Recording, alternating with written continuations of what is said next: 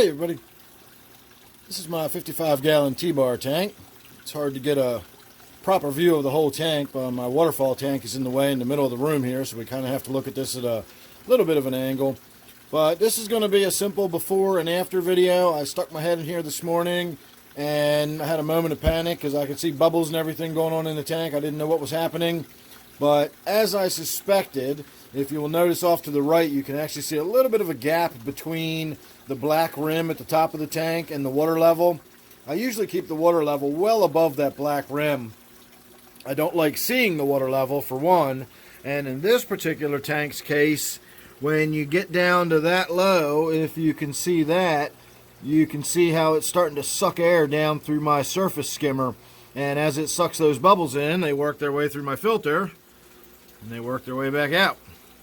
So my filter's making all kind of noise, my tank's getting all full of bubbles, the water level's low, and I recently noticed on my T-bar in here, although I don't see him at the moment, it was starting to develop another one of those sort of lesion-like spots on the back of its head.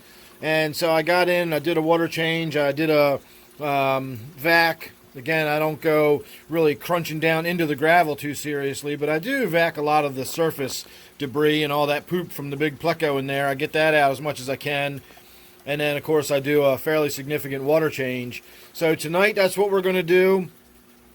The last time I looked at my T-bar, within a day or two of the water change, the little spot had gone away. So I don't know if that spot was actually anything to be concerned about. There he is. So yeah, there's no sign of that spot whatsoever, although I do see another little tiny white dot on the side of its head this time. So again, I don't know what it is. I did a water change about a week ago, and the white dot on top of its head went away. And so let's see if we do a water change today. Will the white spot on the side of its head go away? I don't necessarily think that's hole in the head disease, and I don't necessarily think it's from the water being too dirty, but it never hurts to do that. It never hurts to keep on top of your water changes. And in this case, since I'm already sucking air and the water level's getting a little bit low, it's a good time to go ahead and do a water change on this tank. So there you go. We're going to do a before and after. So as best you can, consider this part your before. Alright, and there's your after. So not a lot different. I did remove some of the tannins in the water, so the water's a little clearer. And I did actually pull the light fixture a little bit forward, but it was far enough forward that it dramatically shifted where the light was shining on the leaves and really changed the way the shadows fall and everything. So that probably changed the look more radically than anything else that I did. I did sort of vac out the bottom a little bit like I said I was going to. I didn't really root through the gravel too much, but I always get the surface stuff and crunch down through the first half an inch or so where the gravel's still sort of coarse and before it gets a little compacted. I pulled a few dead leaves here and there out of the Anubias.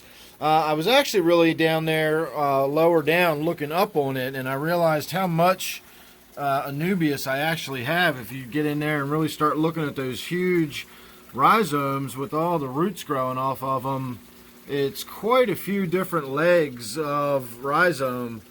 So one of these days I'm going to get in there. If you look at that one, you can see my big pleco hiding up there in the leaves. And then of course you can see what looks like a tree trunk with roots growing off of it. And I got another one over here.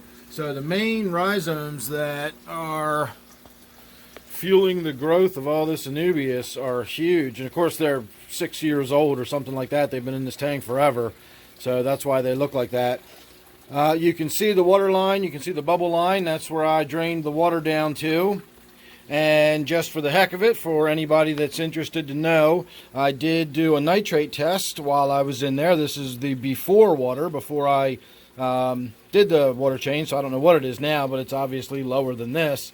So that's orange. It's not yet into the red. Again, I know that's not the best way of looking at it. Threw it into the tank. But it is orange. It's definitely not into the red yet. So I didn't think it had been that long since I'd done a water change on this tank.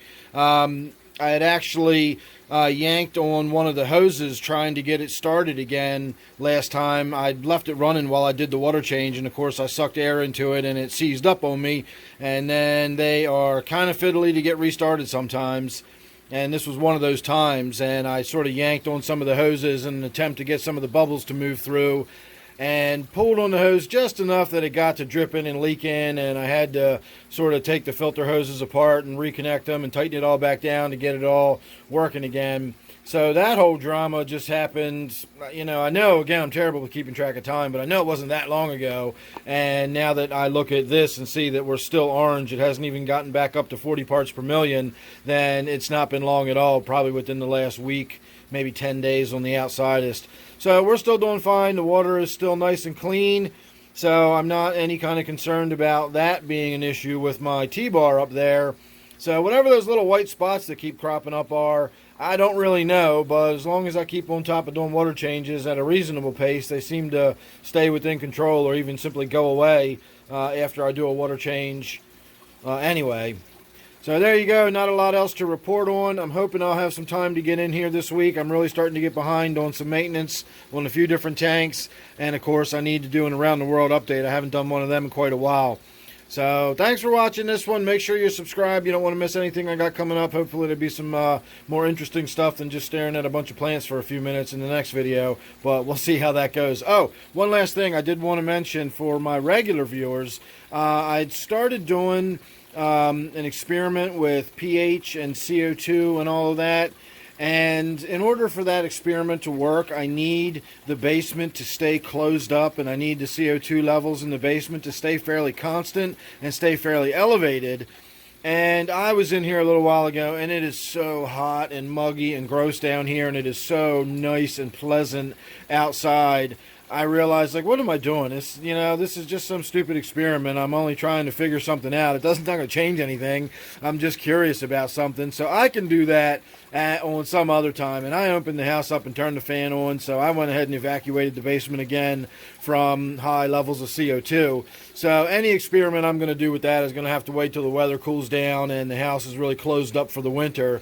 And then once I start getting the really elevated levels of CO2 down here in the basement, 1,400 parts per million, we'll go ahead and tinker around with those little experiments and see if we can't get the pH to shift this way or that way based on the atmospheric CO2. So that'll be coming up. Again, just too hot to worry about that kind of stuff right now. It's only out of my own curiosity. It's not going to change the way I do anything necessarily, but it'll be interesting to see what happens. So there you go. Once again, thanks for watching, and make sure you're subscribed. Don't forget, this one is my T-bar tank, and I'll see you real soon in the next one.